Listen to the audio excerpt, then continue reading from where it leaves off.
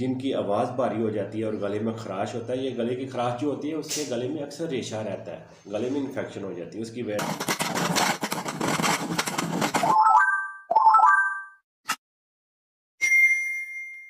जिनके गले में खराश होती है वो अक्सर गले से रेशा निकालते रहते हैं और दिक्कत होती है। कुछ दोस्तों में जब बैठते हैं उस वक़्त उन्हें ज़्यादा फील होता है कि बार बार गले में खराश करना। तो आपको कौन सी दो चीज़ें चाहिए होंगी? दालचीनी का आपने टुकड़ा ले लेना है और 2 सब्ज़ इलायची ले लेनी है। आपने 2 कप पानी के ले लेने हैं। वो दोनों चीज़ें आपने पानी में डाल देनी है। इसको आपने 5 से 10 मिनट तक इसको पकाएं।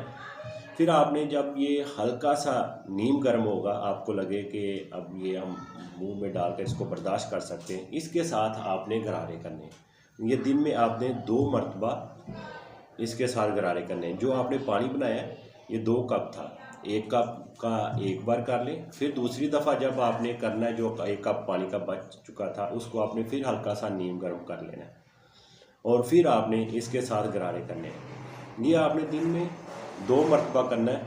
ये हफ्ते में 2 बार आप कर लिया करें, क्योंकि अक्सर मैंने देखा है कि जिनकी आवाज़ भारी हो जाती है और गले में खराश होता है। ये गले की खराश जो होती है उससे गले में अक्सर रेशा रहता है, गले में इन्फेक्शन हो जाती है उसकी वजह से उनको गले में अक्सर खराश फील होती है। ये उनके लिए बहुत अच्छा टिप है, इसको फॉलो करें।